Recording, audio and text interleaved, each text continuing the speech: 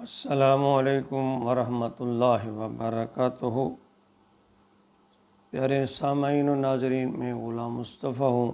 اللہ اور اللہ کے رسول کا پیغام لے کر آپ کی خدمت میں حاضر ہوں۔ آج کا ہمارا سبق سورہ یونس آیت نمبر 22 پر مشتمل ہے۔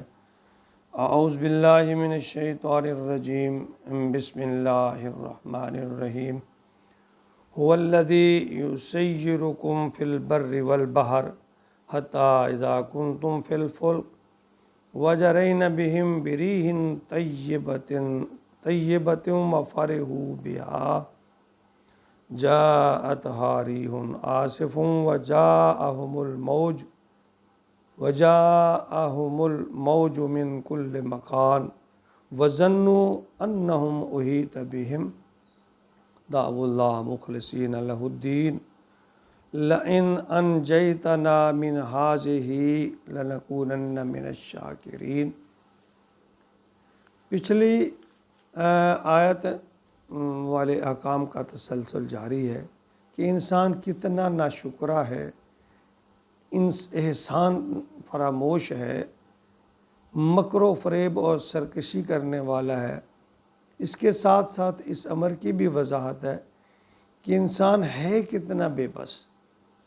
فرمایا هو الذی یسیرکم، وہی ہے جو تمہیں سیر کراتا ہے، فی البر والبحر، خشکی اور تری میں، یعنی خشکی میں اور سمندر میں، حتی اذا کنتم فی الفلک، یہاں تک جب تم کشتی میں ہوتے ہو، وجرین بہم ریح طیبہ، اللہ فرماتے ہیں کہ ہوا چل رہی ہوتی ہے، خوشگوار موڈ میں ہوتا ہے، وفرحوا بہا، اور اس میں بڑا خوش ہوتا ہے، فرحت اپنے آپ کو محسوس کرتا ہے، جاءتہا ریح عاصف، کہ اچانک تیز ہوا کا جھکڑ آنا شروع ہو جاتا ہے، چلنا شروع ہو جاتا ہے، وجاءہم الموج من کل مکان، ہر طرف سے موجیں اٹھنے شروع ہو جاتی ہیں، وظنوا، اور یہ خیال کرتا ہے، انہم احیط بہم،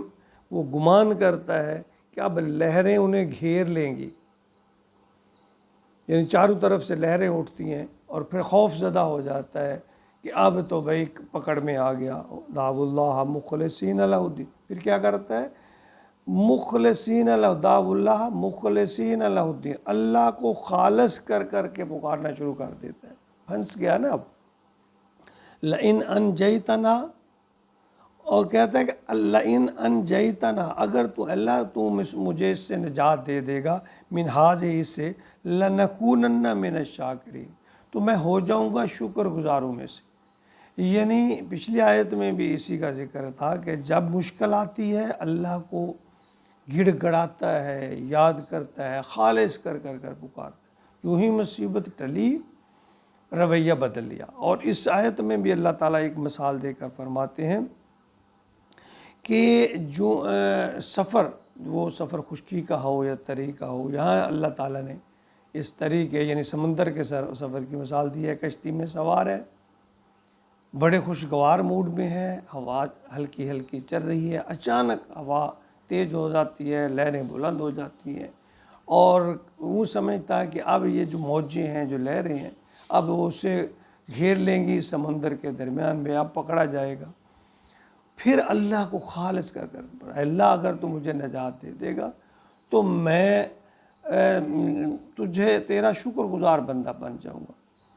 یہ بات حقیقت ہے کہ انسان کی فطر میں توحید کا عنصر کہیں نہ کہیں ضرور پایا جاتا ہے۔ یہی وجہ ہے کہ جب مصیبت اور مشکل میں گھرتا ہے تو سب شیطانی فلسفے بھول جاتے ہیں، زمینی خدا جو ہے وہ یاد نہیں رہتے، اصل معبود حقیقی کو ہی پکارتا ہے، اس کی پکاری زبان پر آتی ہے۔ سنن نسائی اور ابو داؤد میں ایک واقعہ بیان کیا ہے کہ اکرمہ بن ابو جہل، یعنی ابو جہل کا بیٹا، یہ اس وقت مسلمان نہیں ہوا تھا۔ جب فتح مکہ ہو گیا تو یہ وہ دوسرے کفار کے ساتھ، انہوں نے دیکھا کہ چونکہ اب نبی اکرم صلی اللہ علیہ وسلم کا اقتدار آ گیا، انہوں نے مکہ فتح کر لیا، تو اپنی پچھلی ماضی سب یاد تھا، خوف زدہ ہو کر نکلے کہ یہاں سے نکل جائیں۔ سمندر کے کنارے پہنچے، حبشہ کی طرف جانے لگے، یعنی حجاز کو چھوڑا اور حبشہ کی طرف روانگی کی کہ حبشہ میں چلے جائیں۔ کشتی میں سوار ہوئے تو اچانک جو ہے کشتی، جس طرح یہ مثال بیان فرمائی گئی ہے، طوفان آ گیا اور کشتی پھنس گئی بھنور میں۔ اور مصیبت کی اس گھڑی میں نا سب لوگ اللہ کو پکارنے لگے، لات منات عزیٰ ہبل سب کو بول گئے، اللہ کو مدد کے لیے پکارنے لگے۔ تو اکرمہ ابو جہل کا بیٹا تھا، ابو جہل سمجھدار تھا لیکن اللہ کی طرف سے اسے ہدایت کی توفیق نہیں ہوئی۔ تو اس نے جب یہ دیکھا کہ یہ جو اللہ کو خالص کر کر کے پکار رہے ہیں، یہی تو محمد صلی اللہ علیہ وسلم کہتا ہے کہ ایک اللہ کی طرف آ جاؤ، ایک اللہ کو پکارو۔ تو اس نے دل میں یہ ٹھان لی کہ اگر وہ اس مصیبت سے بچ جائے گا تو وہ واپس جا کر مکہ میں مسلمان ہو جائے گا، نبی کا کلمہ پڑھ لے گا۔ اور ایسا ہی ہوا، پھر وہ واپس آیا اور اس نے آ کر کلمہ پڑھا اور پھر ایک یہ مجاہد بنا۔ حضرت ابوبکر کے دور میں جب منکرین زکوٰۃ کا معاملہ پیش آیا تو اس نے حضرت ابوبکر کے ساتھ مرتدین کے خلاف جو ہے شرکت کی اور بڑے نمایاں کارنامے سر انجام دیے۔ یعنی اگر انسان کو تھوڑی سی احساس اور شعور ہو اور وہ اس بارے میں تھوڑا سا سوچے یا اس کی اس طرف رغبت ہو، کوشش ہو کہ میں صراط مستقیم کو ڈھونڈوں، تو پھر اللہ تعالیٰ صراط مستقیم عطا فرمائی دیتے ہیں، جس طرح کہ اللہ نے اکرمہ بن ابو جہل کو ہدایت نصیب کر دی۔ دیکھیں یہ حقیقت ہے، یہ اللہ تعالیٰ دیکھیں کتنی آسان پیرا ہے، آسان الفاظ میں آسان طریقے سے ہمیں سمجھاتا ہے اور مثالیں دے دے کر اللہ تعالیٰ بیان فرماتا ہے کہ تم وہ لوگ ہو، تکلیف آتی ہے تو پھر اللہ پہ خالص، پھر کوئی معبود، کوئی مشکل کچھ نہیں رہتا، پھر کوئی یاد نہیں رہتا، پھر ایک اللہ یاد آ جاتا ہے۔ اور یہ اس بات کی دلیل ہے کہ انسانی فطرت جو ہے اس میں کہیں نہ کہیں توحید کا عنصر پایا جاتا ہے۔ اللہ تعالیٰ ہمیں توحید کا سمجھ شعور عطا فرمائے اور پھر ہمیں اس پر عمل کی توفیق عطا فرمائے، ہمیں شرک سے بچائے۔ اللہ رب العالمین ہر مسلمان کو شرک جیسی لعنت سے بچائے، آمین یا رب العالمین۔